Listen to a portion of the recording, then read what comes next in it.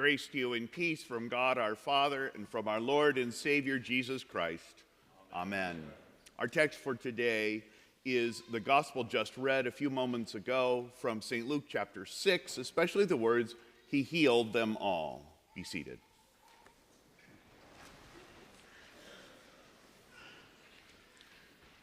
Their needs were real.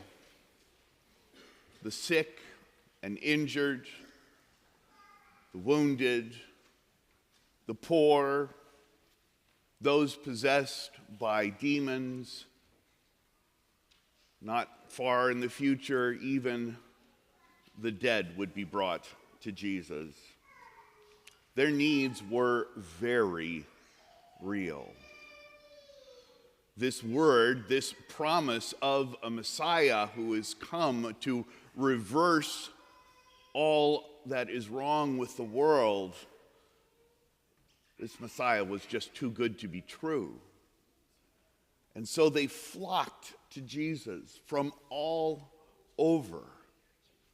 The crowds pressed in, just hoping to touch him or the hem of his garment, in hopes that the power would come out of him and that things would be made right. And our text says that all of those who came to him, he healed them all. No one was turned away.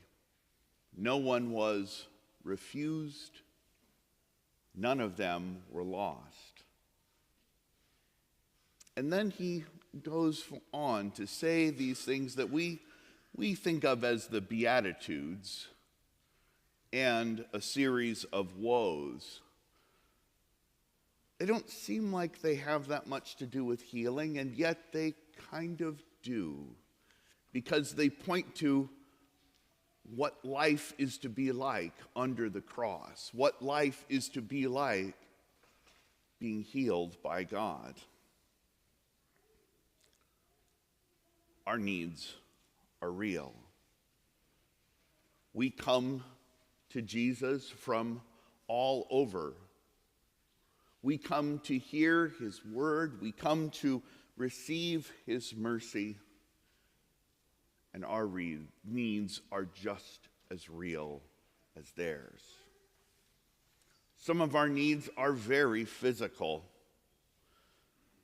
Aches and pains, wounds and injuries, diseases and sicknesses that will not go away, that persist, that seem to get under your very skin and will not let you go.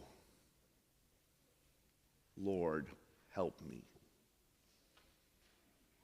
Some of our needs, though, are even more hidden.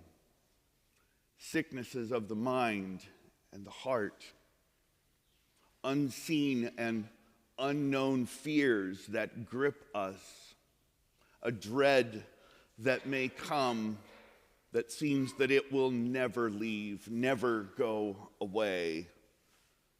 It will never get better.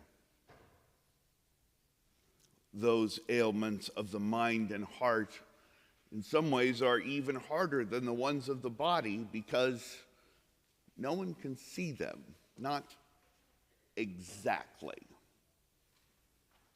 They may be able to see that something is wrong, but they don't know what. And they certainly don't know what to do about it. And there are even these sicknesses of the soul: guilt, shame, sorrow, embarrassment, all of these things that come at us and come into us because we are fallen creatures too. We have sinned and surely deserve nothing but punishment. Sins of the body, sins of the mind, sickness and sins of the soul. They all crowd around us. They make it so that there are times when we may be all but paralyzed because of the weight that is laid upon us. Oh, I think we can understand those people coming to Jesus pressing in upon him, hoping desperately for a cure. And he did. He did.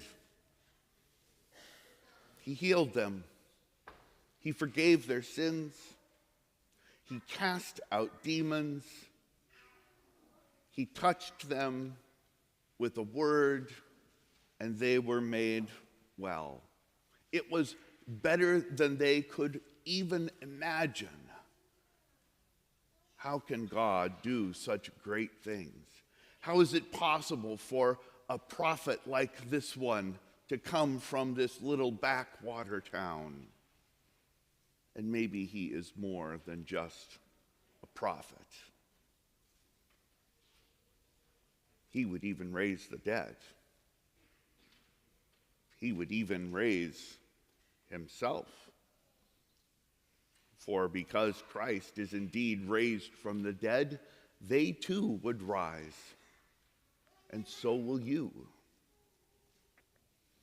But what about now? We can hear the story. We can know what happened then. What about now? What about those of us who come and press in upon this place, hoping, praying that God would come and heal us? Here in this place, Jesus' presence is hidden, but not gone. Here in this place, Jesus hides himself in his word and promise. Here in this place, he hides himself in water and word, bread and wine, which is his very body and blood. Here in this place, we press in but can only see by faith what mighty acts God is doing. It's very easy for us to come to this place and think the people back then, well, they had it easy. I mean, they could see Jesus. Surely that would make it easier, right? But here, this word, this promise, this Jesus comes. And with that promise comes the forgiveness of sins. And where there is forgiveness of sins, there is also life and salvation. Here in this place, God comes to his own and brings gifts to you far beyond you could ever hope or even imagine. The people who pressed in around Jesus that day have nothing on us. They hope to touch his garment, to have a passing glance even. But you, beloved, receive our Lord's very body and blood, hidden under bread and wine. They could see him and hear him, and we hear him every day, every week, every year, every decade. Again and again and again, God's word of promise rings out from this place.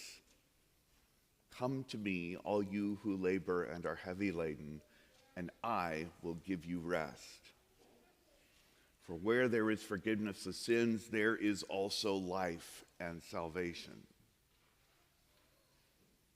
That's what those Beatitudes, those blesseds are about, after all. They describe, first of all, Jesus himself, who is the merciful one, who mourns over sin, who longs to bring the righteousness of God to you. And that describes his bride, the church. And if it describes his bride, the church, it means you too. For that is how God's promise works. Where God promises to be found, there he is. And with that promise comes eternal life and heaven itself gathered in this place. So what does this mean for you today?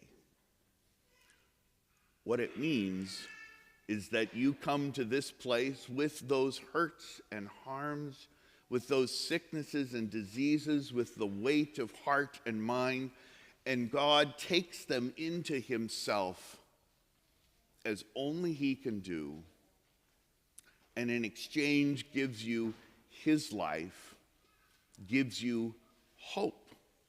Hope to know that at the last day, God will raise me and all the dead and give eternal life to me and all believers in Christ.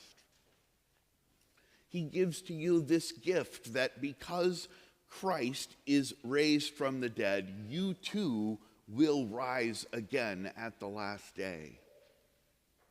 You and those crowds and all those who receive his word of promise. So come, rejoice, press in upon the Lord, for he heals you all, here and now. In Jesus' holy name, amen. And now the peace of God, which passes all understanding, keep your hearts and minds in true faith to life everlasting. Amen. Amen.